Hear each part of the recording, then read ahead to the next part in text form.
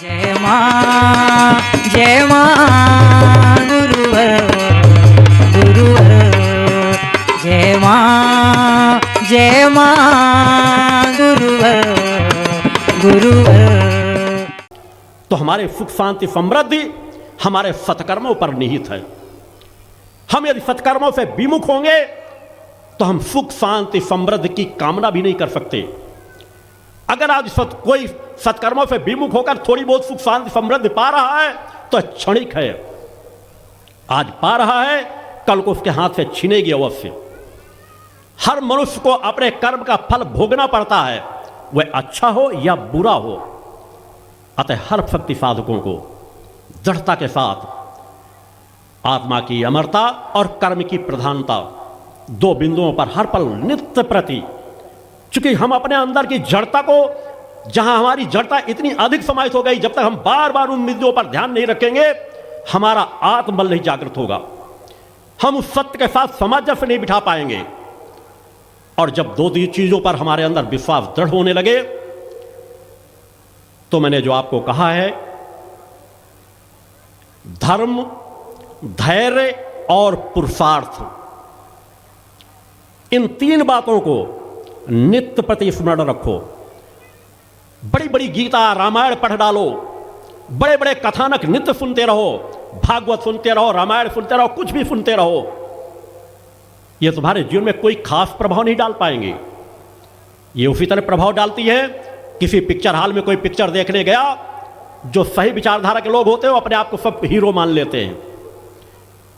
लगता है हाँ मैं हीरो के साथ हूं, वैसा ही जीवन, वैसे ही भाव उनके अंदर आने लगते हैं।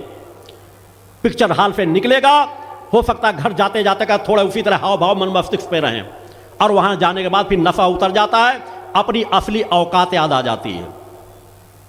वही कथानकों में होता है। हो समय उस समय बड़े भक्ति भाव से लोग बैठे हों, ताली बजा रहे हैं, लग रहा है इनसे बड़ा भक्त कोई दूसरा नहीं हो सकता, मगर वह नशा उन पंडालों से बाहर जाने के बाद उतर जाता है। आज हमें उस निचोड़ चाहिए, धर्म ग्रंथों का निचोड़, वेदों पुराणों का निचोड़, कि हमारा सुनने से कल्याण नहीं होगा। स्वयं समझ लें, एक बहुत अच्छा से अच्छा इंजीनियर क्यों ना हो, वह बहुत कुछ जानता है, मकान इस तरह बनाना चाहिए, ऐसे बनाना चाहिए, ईंट गारे की जरूरत होती है, इसकी जरूरत होती है, उसकी जरूरत है, मैं बहुत बड़ा ज्ञानी हो गया हूं, मैं बड़ी बड़ी बिल्डिंगें बना सकता हूं, मगर उसका वह ज्ञान अगर कहता रहे, सुनाता रहे, बताता रहे कि इस तरह बीम डालना है, इस तरह ईंटें लगाना, इस तरह करना है, तो समाज के किसी काम ना आएगा। वह ज्ञान तब उपयोगी होता है जब वह भवनों का निर्माण अपने सामने करवाता है, अपने मार्गदर्शन में करवाता है, तो भवन स्थायी होते हैं, मजबूत होते हैं। मगर आज समाज की विडंबना, आज समाज में कथावाचकों की कमी नहीं, धर्म गुरुओं की कमी नहीं, बहुत अच्छे अच्छे योग्य लोग हैं, ज्ञानी पुरुष हैं, समाज को अच्छा अच्छा ज्ञान दे सकते हैं, देते भी हैं, मगर कर्म से कोसों दूर हैं। आज समाज में न परिवर्तन डाल पाने का मुख्य कारण वहीं पर है। अच्छी बातों को उन्हें बहुत अच्छा ज्ञान है, अच्छी बातें दूसरों को बहुत अच्छे तरीके से सुना सकते हैं, मगर उन्होंने कभी भी उनको अपने जीवन में अमल नहीं किया।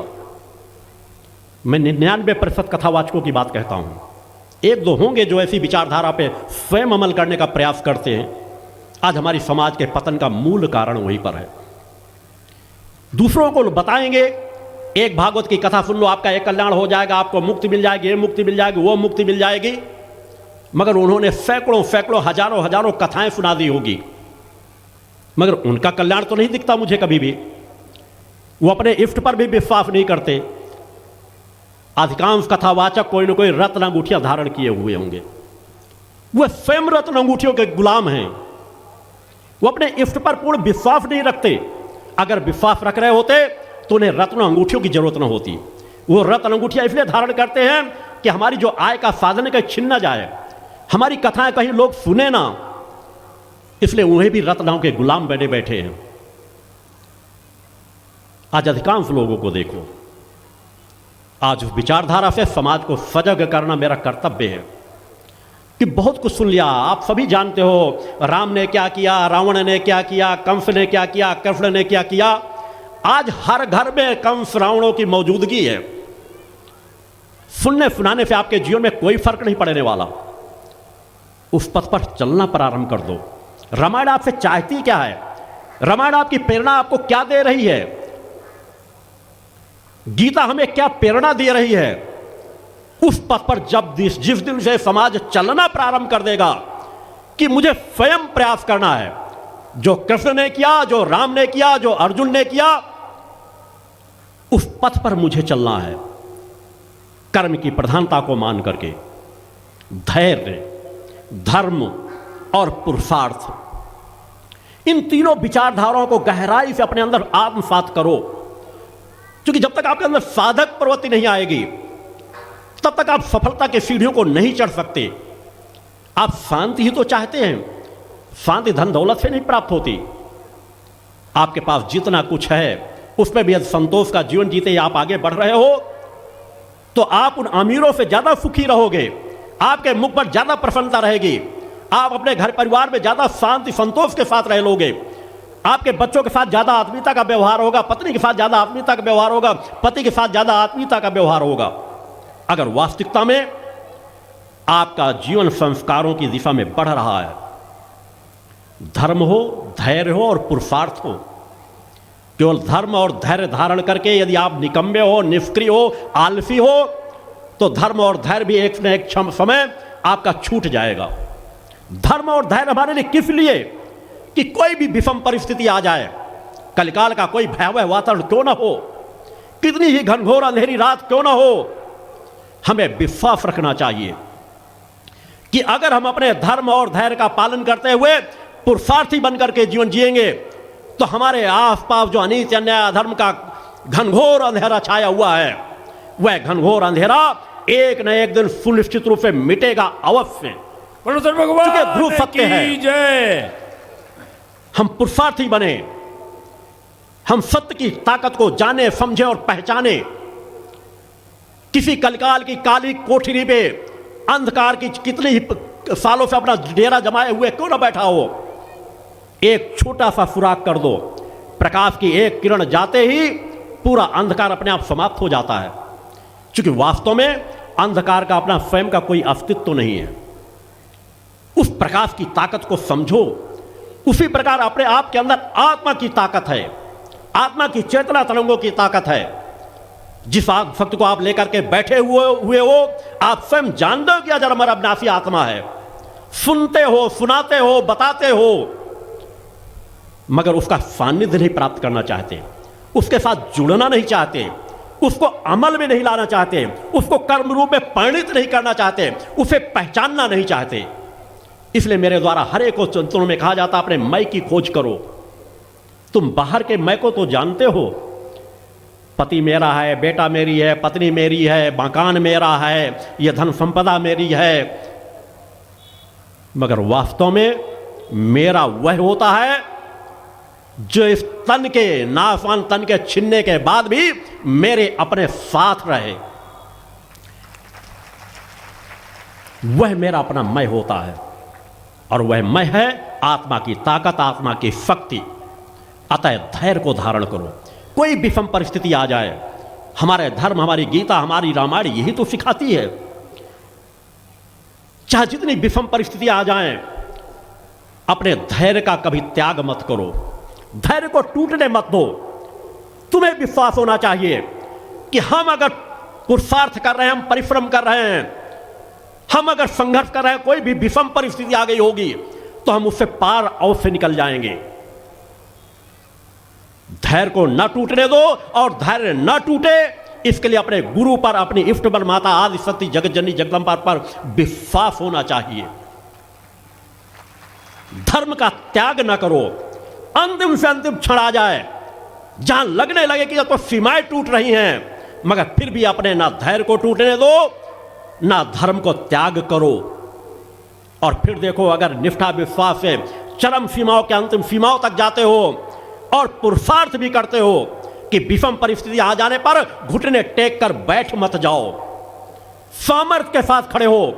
आपके अंदर उस क्षणों पर जितना ज्ञान हो, जितनी बुद्धि हो, जितना बल हो, जितनी सामर्थ्य हो, उस सामर्थ्य को झोंक दो उस समस्या के सामने, और फिर देखो तो समस्या का पार जा पाते हो या नहीं जा पाते हो। भगवान की जय। कोई ऐसी समस्या नहीं है जिस समस्या का तुम सामना ना कर सको, समस्याओं के सामने अपने घुटने क्यों टेकते हो, अपने आप को इतना असमर्थ क्यों पाते हो, क्यों गिड़गिड़ाने वाला जीवन जीते हो, तुम्हारे चेहरों पर वह प्रसन्नता नजर नहीं आती।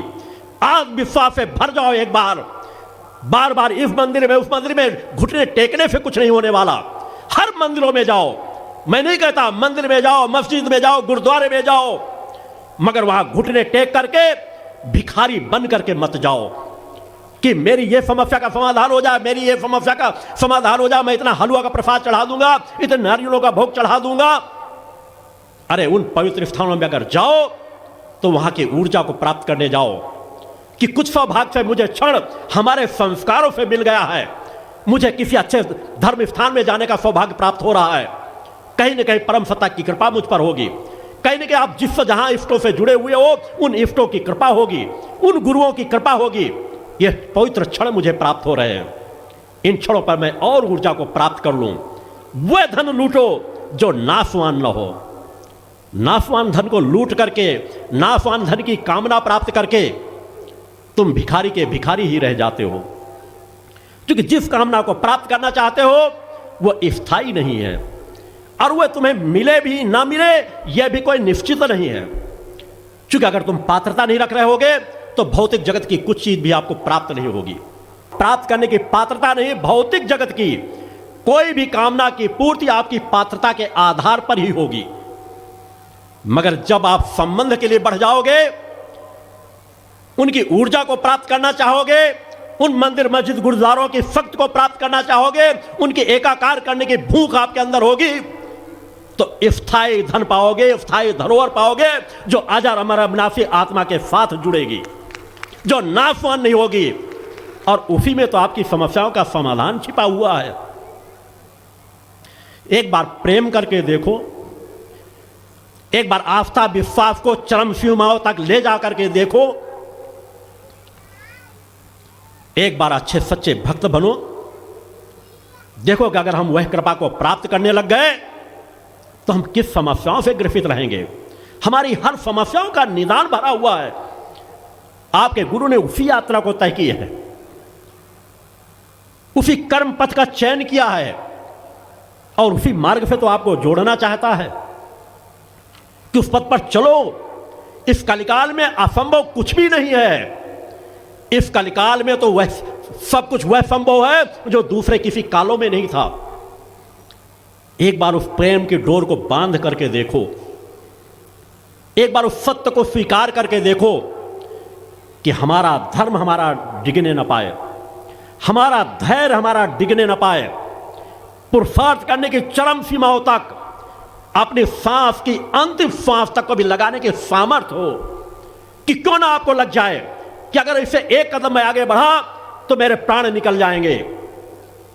मगर वह एक कदम भी बढ़ा करके देखो कि प्राण भी निकले तो मैं पीछे की ओर नहीं, आगे की ओर, अपने लक्ष्य की ओर अगर गिरूंगा तो वहां कोई संभालने वाला आपको मिलेगा अवश्य। भगवान की जय। क्योंकि हमारी इष्ट वह जगत जननी कण कण में व्याप्त है। तुम उसे देख सको या ना देख सको, वह तुमको सभी को देख रही है। जो हमारे हल पर नजदीक है, हमारे सब संबंध दूरों के हो सकते हैं, मगर हमारी इष्ट का संबंध, हमारी जगत जननी का संबंध हमारे सबसे नजदीक है। हम उनका अंश लिए बैठे हैं। कोई भी बात अगर तुम्हारी आत्मा सुन रही है, तुम्हारे कान सुन रहे हैं, तुम स्वयं महसूस कर रहे हो, तुम्हारे हृदय में भी भावना उठ रही है, तो जगत जननी से दूर नहीं है। तुम्हें सोचने की जरूरत नहीं है कि हमारी आवाज, हमारी पुकार, हमारा गुरु, हमारी इष्ट सुन रही है, नहीं सुन रही। तुम्हारी आत्मा सुन रही है तो पुकार उस जगत जननी तक जा रही है। एक बार निष्ठा विश्वास से भर जाओ। और जो नए भक्त आए हैं, पुराने भक्त सभी जानते हैं कि हमें मां से, हमें इष्ट से मांगना क्या चाहिए। क्योंकि जीवन जीने की जो वास्तविक स्थिति है उस पर आप आ जाओ। मैं नहीं कहता जीवन जीने की कला सीख लो, क्योंकि कला तो आर्ट होगी। अनेकों लोग जीवन जीने की कला सिखाते हैं, बड़े बड़े संस्थान के लिए सीख ली बने हैं। जीवन जीने की कोई कला होती ही नहीं है। अगर जीवन जीने की बात कहते हैं, अगर सत्य की बात कहते हैं, तो वहां कोई आर्ट काम नहीं आती। वहां के लिए दूसरा कोई शॉर्टकट का मार्ग नहीं है। वहां तो वास्तविकता का जीवन होता है कि वास्तविकता के जीवन के सत्य के रहस्यों को समझ लो और उस सत्य के रहस्यों पर स्वीकार करके उन पथ पर बढ़ना प्रारंभ कर दो। आप अपने इष्ट से केवल 3 बातें मांगे, भक्ति, ज्ञान और आत्मशक्ति। इन मूल सत्यों को सुनने मात्र से, बार बार निकाल देने मात्र से कभी आपके अंदर स्थायित्व नहीं आ पाएगा। त्याग दो सब कामनाओं को। बहुत व्यथित हो, बहुत परेशान हो, एक बार इष्ट के चरणों पर, एक बार अपने गुरु के चरणों पर परेशानियों को रख दो, मगर उन परेशानियों के समक्ष यह बात अवश्य रखो, अगर ये मेरे लिए हितकारी हो, अगर ये मेरे लिए कल्याणकारी हो, तभी इसकी पूर्ति हो। अगर इसे मेरा सत्य पथ भटकता हो, इसे मैं सत्य से दूर जा रहा हूं, तो मैं 1000 बार क्यों ना गिड़गिड़ाऊं, मेरी उस कामना की पूर्ति कभी ना हो। मगर अपने इष्ट से, अपने गुरु से भक्ति, ज्ञान और आत्मशक्ति, इन तीनों चीजों को आत्मसात करने के लिए अपने अंदर प्रबल भूख पैदा कर लो, एक तड़प पैदा कर लो कि हम मां से मांगे, क्योंकि यही निष्काम साधना है। हम मां से मां की भक्ति मांगते हैं, कोई भौतिक जगत की कामना नहीं है, कोई नश्वर जगत की कामना नहीं है। हम मां से मां की भक्ति मांगते हैं कि हे मां, हमें अपनी भक्ति प्रदान कर दो। हमें अगर कुछ प्रदान करने की आपकी इच्छा है, अगर हमने कोई भी पात्रता हासिल की हो, वैसे तो हम कोई भी पात्र बन ही नहीं सकते मां से भक्ति भी प्राप्त करने के लिए। मगर मां से यदि मां हम आपके सम्मुख आ गए हैं, या मां हम आपके सम्मुख भी नहीं, हमारे अंदर विचार भी पैदा हो गया है कि हम आपसे भक्ति मांगना चाहते हैं, तो इसके पीछे भी मां जगत जननी आपकी प्रेरणा होगी। तो हमें मां वह भक्ति दे दो, वह अटूट संबंध से जोड़ने का हमें निष्ठा विश्वास दे दो कि हम आपकी भक्ति कर सकें, हम आपके भक्त बन जाएंगे। तो भक्त के लिए तो भगवान सब कुछ समर्पित कर देते हैं। हमें किस चीज को मांगे, हम उसके भक्त बन गए, भक्त के रूप में माने हमें स्वीकार कर लिया, इसका तात्पर्य उसने हमें अपना बना लिया। और भक्ति प्राप्त करने के साथ साथ मां हमें अपना ज्ञान दे दो, हमें वो सद्बुद्धि दे दो कि मां हम सत्कर्म कर सकें। हमारी भक्ति भी तभी स्थायी रहेगी जब हमारी सद्बुद्धि जागृत होगी, हमें सत्य का ज्ञान होगा, हम क्या करें क्या ना करें। मां हमारी जो अंतः प्रेरणा बार बार हमारे हृदय से उठती है, जब हम कोई गलत कार्य करने जाते हैं, कोई अपराध करने जाते हैं, लोग कहते हैं अंतरात्मा की आवाज सुनो। मां हम उस अंतरात्मा की आवाज को नहीं समझ पाते, वह दब करके रह जाती है। मां हमारी अंतरात्मा की आवाज को इतना प्रखर कर दो कि हम कभी भी अनित्य न्याय धर्म की तरफ हमारा कदम भी बढ़े तो हमारी अंतरात्मा की आवाज इतनी प्रबल हो कि बाहर की आवाज कोई उसे दबा ना सके। तो भगवान की जय। मां हमें वह ज्ञान दे दो। मां हमें वह ज्ञान प्राप्त करके आपसे कुछ नहीं चाहिए, हम ज्ञान प्राप्त करके आपकी भक्ति करना चाहते हैं, सत्कर्म करना चाहते हैं कि मां हम आपके नजदीक आते चले जाएं, आपकी कृपा के पात्र बन जाएं। आप मां हमें वह पात्रता दे दो, हमें वह संस्कार दे दो। और मां यदि हम भक्ति प्राप्त करने के अधिकारी हैं, आपका ज्ञान प्राप्त करने के अधिकारी हैं, तो हमें अपना तो बना लो। हमें आप अपना बनाओगी तभी जब हमारी आत्मिक शक्तियों को जगा दोगी। मां हमारी आत्मिक शक्तियों को जगा दो। हम कोई नश्वर जगत की शक्तियों को नहीं मांग रहे, हम कोई नाशवान संपदा को नहीं मांग रहे। हम आत्मिक शक्ति को जगाने की बात भी कोई भौतिक जगत की संपदा को प्राप्त करने के लिए प्राप्त करना चाहते। हमारी आत्मिक शक्ति मां आपका संबंध है। हमारी आत्मिक शक्ति जाग जाएगी, हमारा आत्मबल जागृत हो जाएगा, हम आत्मा के तरंगों को जान जाएंगे, आत्मबल को पहचान जाएंगे, तो मां हम अपने आपके चरणों को पहचान जाएंगे, आपके चरणों की अच्छी सी भक्ति कर सकेंगे, आपके ज्ञान का उपयोग कर सकेंगे। हम शांति संतोष से भर जाएंगे, हमारे हृदय में भी ममता दया करुणा वात्सल्य समाहित हो जाएगा। क्योंकि जो आपके अंदर है, आप जगत जननी कहलाती हो, ममतामयी मां कहलाती हो, करुणामयी मां कहलाती हो, वात्सल्यमयी मां कहलाती हो। मां यही गुण तो हमें चाहिए। अगर ये गुण हमारे हम अंदर आत्मा में आपने जागृत कर दिया, जो भरे हुए हैं हमारे कुकर्मों हमारे अपराधों के वजह से, उनमें जो आवरण पड़े हुए हैं उन्हें मां हटा दो। जब आत्मा आपका अंश है तो उसके अंदर भी ममता, दया, करुणा, प्रेम, वात्सल्य का खजाना भरा हुआ है। माँ उस खजाने का द्वार खोल दो, हम भी अपनी आत्मा की चेतना को महसूस कर सकें, तभी तो हम अच्छे इंसान बन सकेंगे, तभी तो हम अच्छे मानव बन सकेंगे। और हम अच्छे मानव, अच्छे इंसान बन गए तो हम कैसे अपराध करेंगे, कैसे दूसरों का शोषण करेंगे। हमारा प्रेम सबके प्रति जागृत होता चला जाएगा, हम सत्य पथ पर चलने लगेंगे, सत्कर्म करने लग जाएंगे, पुरुषार्थी जीवन जीने लग जाएंगे। हम अपने धर्म का भी सम्मान करेंगे, हम दूसरे के धर्मों का भी सम्मान करेंगे। हम जाति, धर्म, संप्रदाय, ऊंच नीच, इन भेदभावों से मां दूर हट जाएंगे।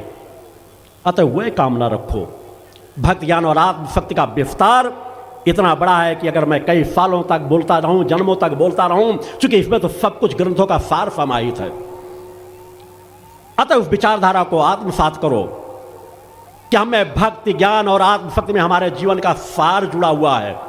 अतः नित्य प्रतिमा से मांगो कि मां अगर हमें वह सौभाग्य प्राप्त हुआ है तो सौभाग्य से हम उस जगत जननी आपका प्रेम पा सके, आपका वात्सल्य पा सकें, आपकी ममता पा सके, आपकी दया पा सके, आपकी करुणा पा सके। और फिर देखो, आप यही तो चाहते हो कि आपके जीवन में शांति आए, आपके जीवन में सामर्थ्य आए, आपके जीवन में संतोष आए, आप आरोग्यता को प्राप्त करो, निरोगी जीवन जियो, संतोषी जीवन जियो। ये सभी संपदाएं आपकी आत्मा के अंदर समाहित हैं। अतः नित्य प्रति साधना में बैठो, मन को एकाग्र करो, तब ही हमारा एकमात्र माध्यम है, मार्ग है। भक्ति कहने मात्र से नहीं हो जाएगी। जिस तरह मैंने कहा कि रामायण गीता को सुनाने वाले अनेकों लोग हैं, सुनने वाले अनेकों लोग हैं, मगर उस पथ पर चलने वाले गिने चुने लोग होते हैं। अतः उस सत्य पथ पर चलने की क्रियाएं सीखो। आप अच्छे सत्य भावना से भक्ति करोगे, ज्ञान प्राप्त करोगे, आत्मशक्ति की कामना लेकर के आगे बढ़ोगे, तो संपदा आपके अंदर से जागृत होती चली जाएगी। आप निर्भीकता का जीवन जियोगे, निडरता का जीवन जियोगे, आपके खून में वो चीज समाहित हो जाएगी। आपकी आगे आने वाली पीढ़ी, आपके बच्चों के संस्कारों में वह सामर्थ्य भरी हुई होगी। या देवी सर्वभूतेषु शक्ति रूपेण संस्थिता, नमस्तस्यै नमस्तस्यै नमस्तस्यै नमो नमः। पंच ज्योति शक्ति तीर्थ सिद्धाश्रम, मां की कृपा और गुरुदेव की अमृतवाणी का पावन संगम। एक ऐसी पवित्र भूमि जहां मां भगवती की ज्योति हर दिल को रोशन करती है, जहां परमहंस योगीराज श्री शक्तिपुत्र जी महाराज के चरणों में बैठकर हर मन की पुकार सुनी जाती है।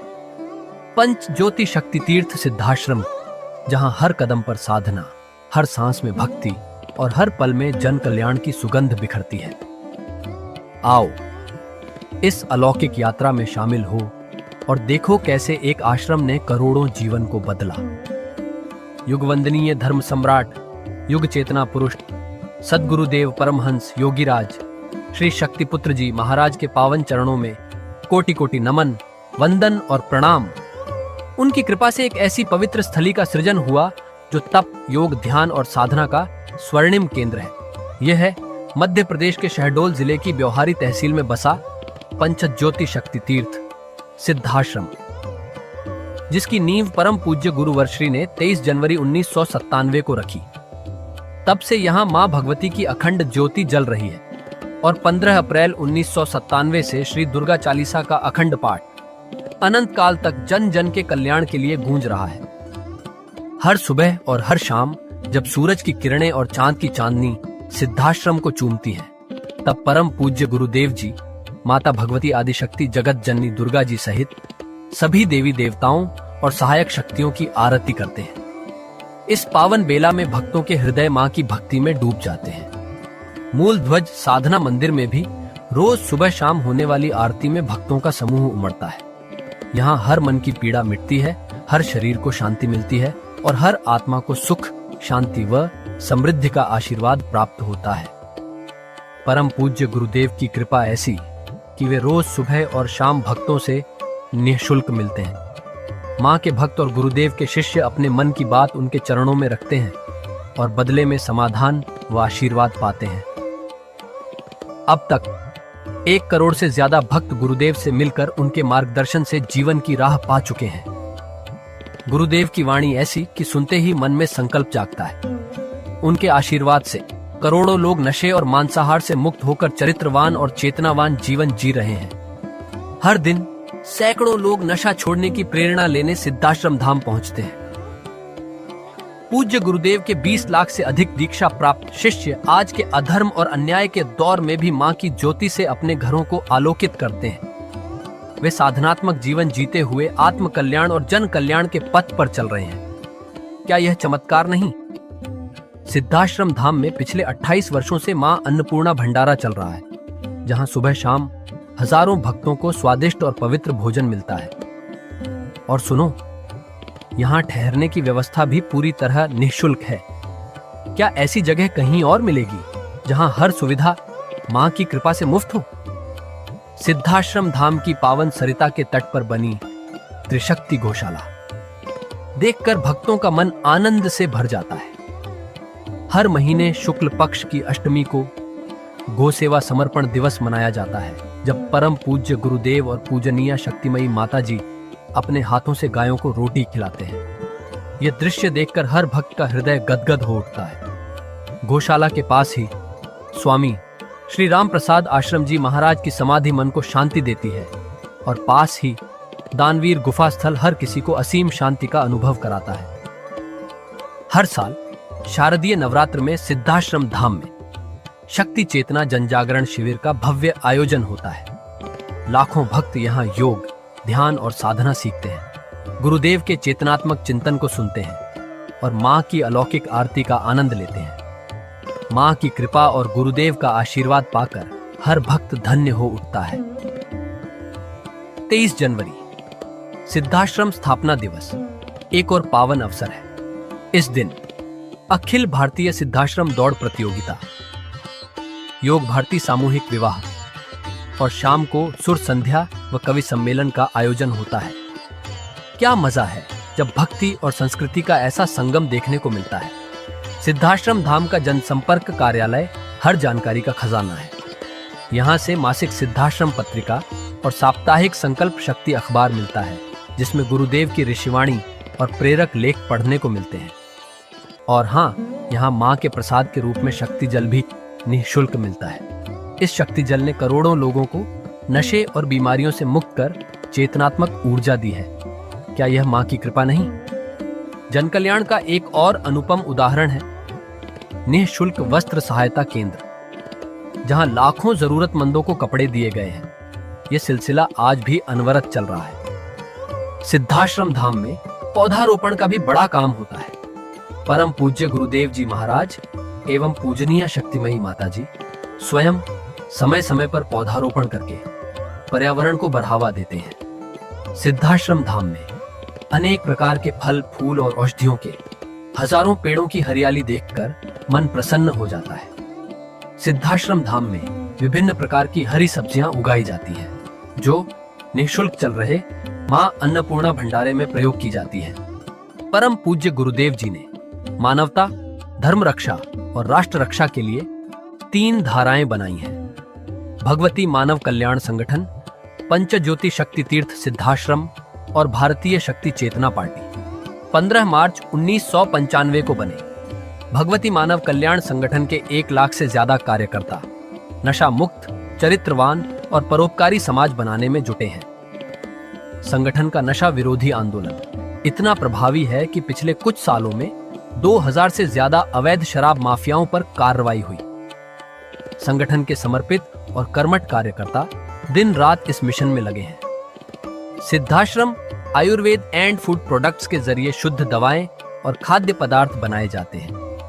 इन्हें लेने या व्यापार के लिए एजेंसी पाने के इच्छुक लोग संपर्क कर सकते हैं। आओ सिद्धाश्रम की इस पावन यात्रा का हिस्सा बनो। यहाँ माँ का अखंड गुणगान सुनो, साधना में डूबो और परम पूज्य गुरुदेव के दर्शन कर जीवन को धन्य करो। भगवती मानव कल्याण संगठन तुम्हें मानवता, धर्म और राष्ट्र की सेवा में शामिल होने का सादर न्योता देता है। जय माता की, जय गुरुवर की।